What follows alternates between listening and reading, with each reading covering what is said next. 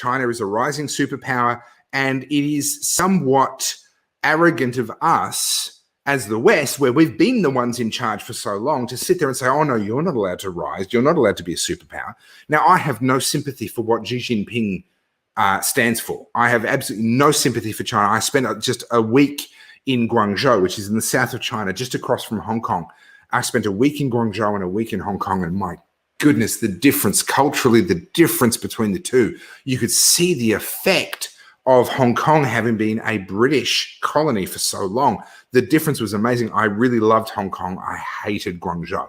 Anyway, so don't confuse me for a China sympathizer. I am not in any way, shape, or form. However, John's right. If you put their hat on and you say, here is a country that, if you take the 2,000-year view, has been a superpower, has been an incredibly influential cultural, military, and economic power over the last 2,000 years. Now, yes, their recent history, the last couple of hundred years, has not been good for China. But now they're coming back. Now they're rising again, and they're wanting to resume what they view as their rightful place in the world. It's hard to kind of say, hang on, no, you're not allowed to have that spot because for the last 150 years, you haven't had that spot. Well, in Western culture, we think in those sorts of fairly short timelines. In Eastern culture, not so much. But, and this is a question that I'll put to John when he comes back, in my opinion, China cut themselves off at the knees with the one-child policy. Their demographics, I mean, John talked about our demographics and what's going to happen in terms of aged care, the pension, healthcare, as our population ages. But surely things are even worse for China with the one-child policy. The demographic time bomb that they've created for themselves is phenomenal, in my view. Couple that. So John's just come back. I'm going to add John back in. So I'm just talking about, you were talking before about the time bomb that we have in Australia in terms of healthcare, age pensions, etc., because of demographics, right? But if that's the case, and I accept that that's the case, surely China have an even bigger problem because of their one-child policy. Their population time bomb is phenomenal. Now, I want you to answer that, but I want you to answer it in conjunction with another issue, and that is the rise of India. India, in my personal opinion, are 15 to 20 years behind China, but they never had a one-child policy. And so I don't see them being cut off at the knees the way that China might be. Go for it. There's a couple of kickers in here, and I have no idea how true this is. This is just me being a little bit devil's advocate. But here's the problem with what's wrong with having an aging population, right? So it's always worth remembering what is the underlying thing you're talking about. An aging population, the underlying problem we're talking about is people aren't dying. Now, if you are one of the people not dying, do you consider that a problem? No. Right? So why is it a problem? The reason it's a problem is we have a welfare state that requires a lot of tax money to fund a publicly funded age pension and healthcare system. Right. China doesn't yet have that. So China, a lot of people say China's at a big problem. They're growing old before they grow rich. That's the cliche line, old before rich. And I get that, right? So all the rich countries have this aging population problem, all the rich countries plus China. And everyone says that's horrible for China. Here's the kicker. What happens if, because China is growing old before they get rich, they don't introduce the welfare state? Because they can't. I suspect that could be a good thing for them, not a bad thing. Now, here's the thing. India is catching up. India is going to be the most populous country in the world soon enough, and their economy is growing. India is going to be a great counterbalance to China geopolitically in the future. Yeah. India suffers from one major problem: democracy. Now, I think democracy has got a lot of benefits over non-democracy, and I love doing a lecture where I try to tell people democracy is horrible. Democracy has some great virtues, but democracy has some great problems as well, right? I mean, the virtue of democracy is it allows you to change government without anyone dying.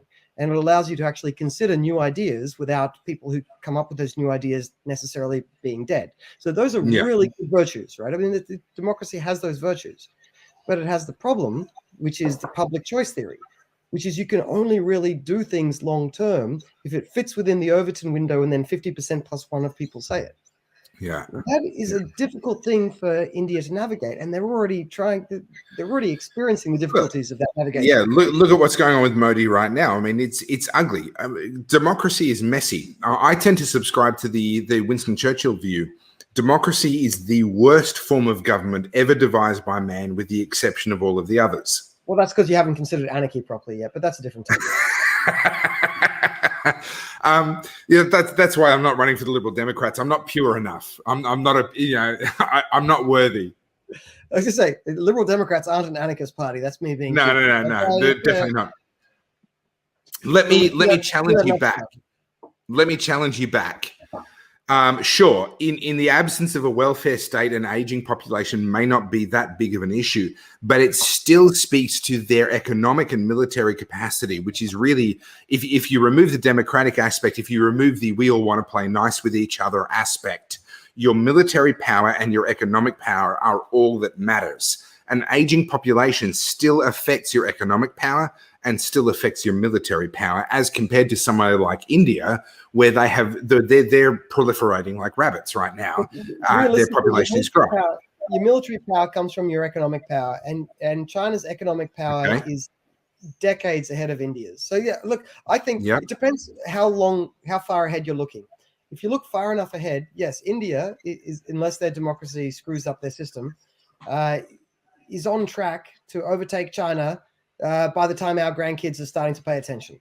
Yeah. But like, while we're still alive, it's going to be very difficult to imagine India overtaking China. So you think so? You think it's that long? I'm thinking 15 to 20 years, but you're obviously thinking a bit of a longer timeline than that. India is quite far behind China in terms of GDP per capita. So India hasn't overtaken the population yet. They will in our lifetime. They'll overtake the population. But then India is going to have to grow significantly quicker than China for decades in a row. But I think they will.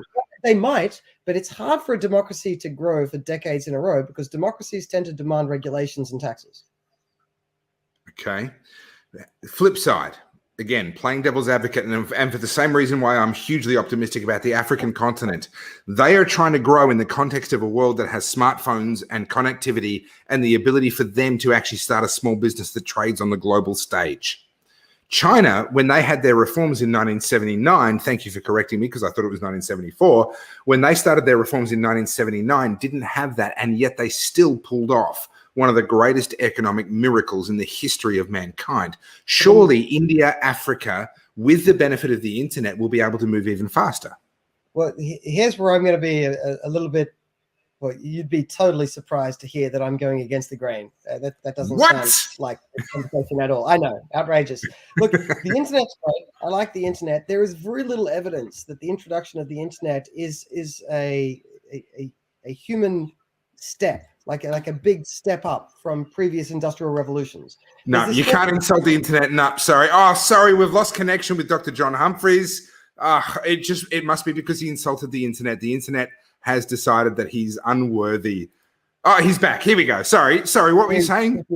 Look, I like the internet. The internet's good. There is very little evidence that the internet's actually this so-called fourth industrial revolution has not had the productivity spike you would expect from an industrial revolution that actually impacted the world.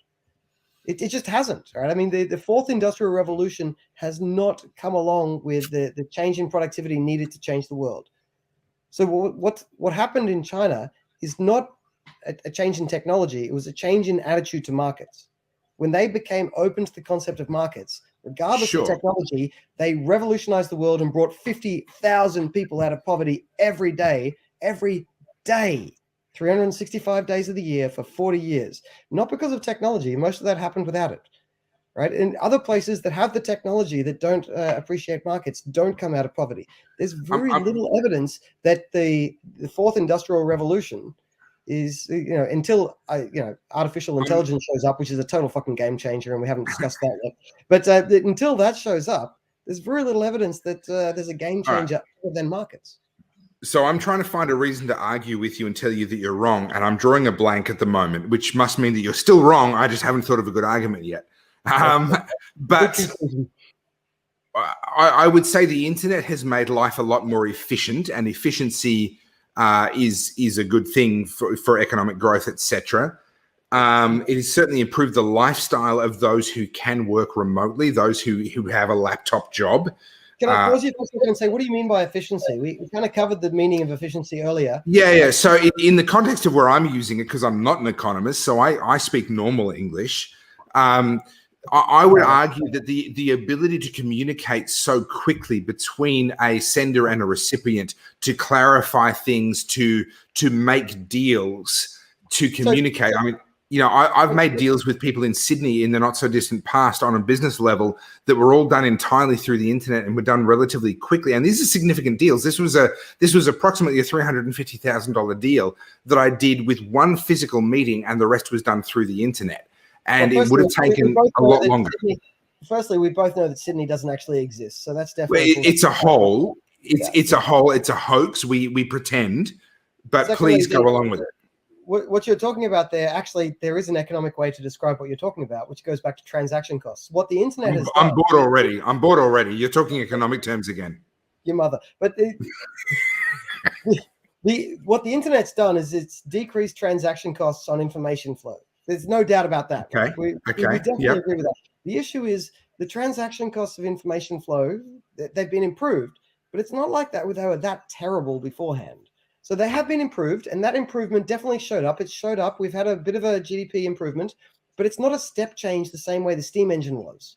I will agree with that. It's not of the same significance. So the idea that India showing up like 30 years too late and growing slower than China is suddenly going to revolutionize the world because the internet exists is a bit of a tough sell. Would you stop being a Debbie Downer? No. I want to believe that India will offset China. I need to believe. I don't care if it's true. I need to believe it. No, India will offset China partially as long as America still exists and Japan still exists to play the other sides of that balancing equation. Yeah, okay. China's going to be the strongest power, but if the next three strongest powers stay together, they'll be able to balance them.